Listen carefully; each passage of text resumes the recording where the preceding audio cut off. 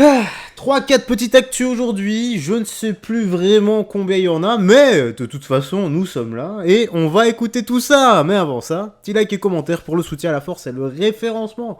Direction TPMP, on se tait, on écoute et on réagit toujours avec sagesse et respect si on doit réagir. Allez, on écoute ça, première actu. Vénissieux, les terribles images d'un équipage de police pris pour cible Michel Marie.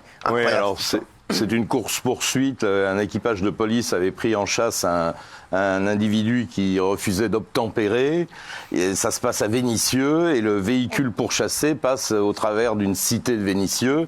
Et là, l'équipage de police est pris à partie par une vingtaine d'individus qui ont envoyé des projectiles, ils ont jeté une trottinette électrique sur la voiture de police et ils ont permis par leur action à faire que le fuyard réussisse à prendre la fuite. Finalement, il s'est rendu le lendemain au commissariat de police. Et alors figurez-vous quand même que cet individu arrive avec sa voiture. Il se gare devant le commissariat, il vient se constituer prisonnier, les policiers le mettent en garde à vue, fouillent sa voiture et tombent sur une arme de poing. Le mec, il va se rendre au commissariat de police avec un pétard, un calibre dans sa voiture. C'est un génie. Je pense qu'il l'a oublié. Et pour ce qui est des agresseurs, il y a une autre enquête en cours. Alors, il y avait un tournage d'un clip de rap. Et il y avait beaucoup de monde de la cité autour. Et c'est, a priori, parmi ces jeunes qu'il faut chercher les auteurs de ce lynchage policier, un de plus.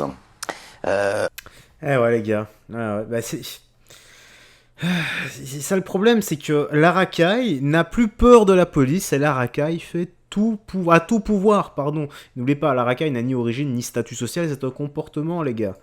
Voilà, c'est de 1, ils n'ont pas reçu d'éducation, de 2, comme il n'y a pas d'éducation, et que la police, enfin pas la police, plutôt la justice, parce que la police essaie tant bien que mal de faire son devoir, et les pauvres policiers qui ne peuvent même pas intervenir, sinon ils vont se faire défoncer, et physiquement, et légalement par la justice qui risque de se retourner contre eux.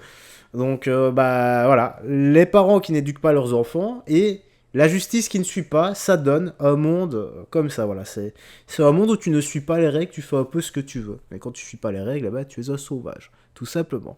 Allez, seconde actu, écoutons ça. Michel Marie, merci d'être là. On va parler de cet animateur pour enfants accusé de viol. Oui, c'est un véritable scandale. Ça concerne l'école maternelle Christine de Pisan à Paris, dans le 17e arrondissement. Le 18 septembre dernier, une petite fille de 5 ans explique à ses parents qu'elle, avec ses mots à elle bien sûr, qu'elle a été violée par un animateur périscolaire. Les parents immédiatement vont déposer plainte au commissariat de police local du 17e arrondissement. Et quelle n'est pas leur surprise, pendant 10 jours encore, de voir toujours l'animateur qui continuait à exercer son travail. Et du coup, c'est la mère qui va voir la directrice de l'école pour lui donner une copie de la plainte en disant « je ne comprends pas cette situation ».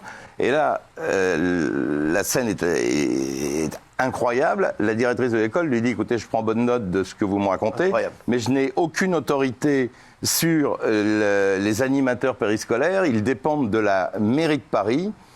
En fait, tout le monde se rejette la balle. En réalité, le problème, c'est que la police a traîné à donner l'information à l'école, à faire suivre il y a un protocole dans ces cas-là.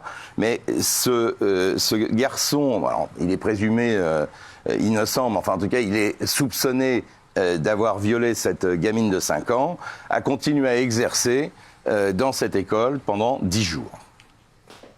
Incroyable.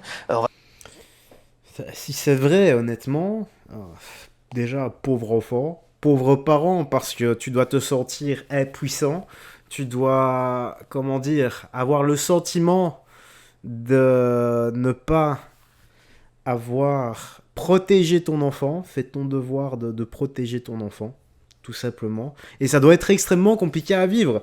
Maintenant, voilà, si c'est vrai, qu'est-ce qu'on doit faire à ce genre de personnes ? Comme je le dis régulièrement, dans certains pays où on coupe l'arme du crime, c'est radical. Mais voilà, peut-être pas coupé, parce que nous, on est un peu moins dur, voilà, sans vouloir faire de jeu de mots, hein. Mais peut-être, voilà, j'en ai déjà discuté avec plusieurs personnes, notamment à l'entraînement, et il y a beaucoup de personnes qui me disent, beaucoup, vraiment beaucoup, non, on ne va pas rajouter de la barbarie sur de la barbarie, donc on faudrait pas couper l'arme du crime, et encore moins à vif, mais par contre, une bonne petite castration chimique, ce serait envisageable, voilà, donc la plupart des gens me disent ça.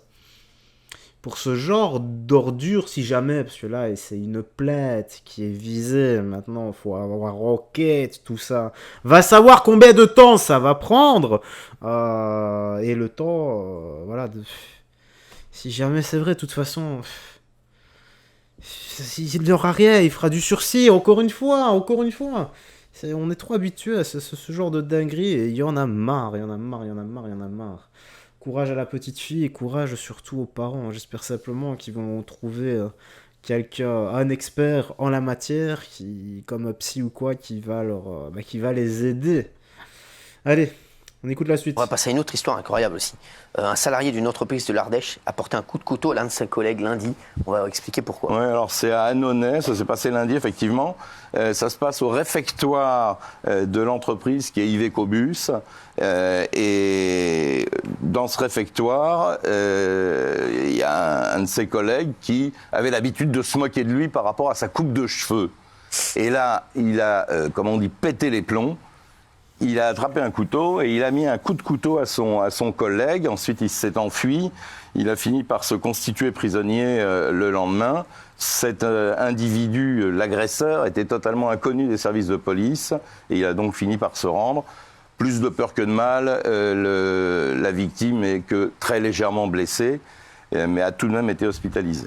Incroyable, hein, cette histoire. Ouais les gars, quand je vous dis toujours un coup de couteau, ça vous tue pas, sauf... On s'entend bien. Sauf si c'est un couteau, si tu rentres une lame de 20-30 cm, c'est une épée dans ces cas-là, mais attends, j'en ai pas ici, voilà. Genre une lame comme ça, si je la rentre en entière, bien sûr que ça peut tuer, notamment si ça rentre dans le foie. Tu meurs dans les 20 minutes si c'était pas sous assistance médicale, hein. Ou si tu poignardes la personne et que ça rentre directement dans le cœur, voilà. Ou la gorge, ou une artère. Voilà, en général, mais tu ne meurs pas d'un coup de couteau. Tu meurs de 10, 20, 30, plutôt 15, 20, 30 coups de couteau en général. Et c'est pour ça que souvent, aux infos, t'entends la personne a été tuée de 25, 30 coups de couteau. Voilà, en général, un coup, voilà, tu ne décèdes pas. Mais, voilà, c'est un gars qui a juste pété les plombs, c'est un trop-plein, voilà. C'est un trop-plein de sa vie, de la société, à mon avis, comme beaucoup. Et arrivé un jour, eh bien, c'est comme une marmite qui bout. C'est au moment où ça éclate, ben ça éclabousse et ça en fout partout. Et ça, voilà, ça en met... en gros, tu t'en prends à des gens qui n'ont rien à voir dans l'histoire. Voilà. Et cette info me fait un peu tiquer parce que j'ai un de mes collègues qui est un de mes amis avec qui je m'entends extrêmement bien. Et à chaque fois, je lui fais également des réflexions sur sa coupe de cheveux. Et je l'appelle le chauve de Brazzers, tu vois.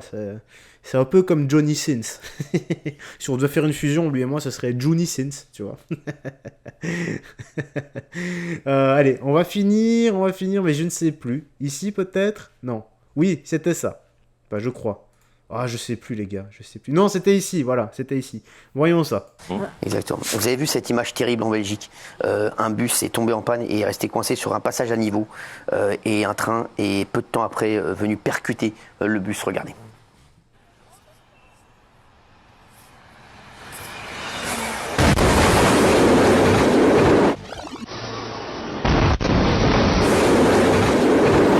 Je l'ai vu.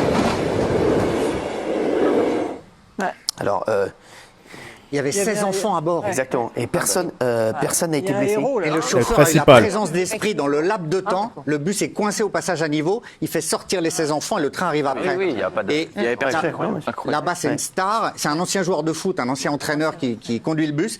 Et ils se sont aperçus que le bus avait 1 million de kilomètres au compteur et qu'il aurait dû être à la casse depuis 5 ans. Donc ça fait un scandale national en Belgique. Et heureusement qu'il n'y a pas de victimes. Quelle catastrophe. Voilà, pourquoi c'est toujours chez moi ce genre de fait divers, les gars? Enfin, heureusement, voilà. Jésus était présent et aucun enfant n'est décédé ce jour-là. Allez, on va finir ici parce qu'on m'a demandé dans l'espace commentaire. Ouais, Jou, c'est quoi les nouvelles de Slimane? Bah écoute, j'en sais rien, je m'en tartine les burnes moi de cette histoire. Hein. Donc on va écouter, je le fais pour toi. Voilà, je crois qu'il y a 2 personnes qui m'ont demandé, ou une, je sais plus vraiment. Et cette info, elle est que pour toi. Donc j'espère vraiment que tu vas regarder la vidéo jusqu'au bout. Hein. Parce que moi, honnêtement, je m'en fous. Ah, c'est énorme quand même. Merci, on va parler. Ah, Slimane, alors c'est incroyable ce qui s'est passé hier au concert de Slimane. Ouais. On va vous raconter, on avait des gens qui y étaient, c'est fou. Absolument. Concert de Vita. Concert de Vita, donc à Bercy, à l'Accor Arena. Et Slimane, comme on l'avait annoncé, était bien présent. Le seul problème, c'est quand il est entré sur scène, les techniciens, très certainement, qui sont en colère contre lui parce qu'il y a eu 2 plaintes déposées par certains de leurs collègues pour harcèlement sexuel, agression sexuelle. Donc, ils avaient demandé qu'il ne se produise pas. Quand il est entré sur scène, eh bien, ils ont baissé son micro. Donc, on ne l'entendait pas. Certains m'ont même dit qu'ils ont aussi baissé le micro de Vita. Et quand il a chanté, il n'y a eu aucun gros plan sur lui. Il y a eu un plan large, fixe. Donc, les techniciens ont vraiment voulu qu'il soit ghosté, qu'on ne le voit pas. Voilà. Alors, Slimane, il a chanté, il est même allé à l'after, et Vita, quand il est sorti de scène, a dit au public, c'est pour ça que je voulais que tu viennes, pour cet amour du public, parce que si les techniciens étaient mécontents, il y a eu une immense ovation quand il a chanté Ça va, ça vient et Avant toi. Donc le public est de son côté. Je coupe là parce que ça n'a rien à voir avec la plainte en cours. Là, c'est juste des techniciens qui sabotent son concert et on s'en fout, quoi. Bon, ben voilà, la petite news actu se termine ici. Tu me dis dans l'espace commentaire ce que t'en as pensé. Ouais, il parle pas. Ouais, c'est que ça de toute façon. Et honnêtement, ça. Limite, voilà, si ça parlait de la plainte, j'aurais laissé. Mais là, on s'en branle, quoi. Tout simplement. Ça ne va rien apporter. Voilà. Un peu comme mes vidéos, toi, en fait.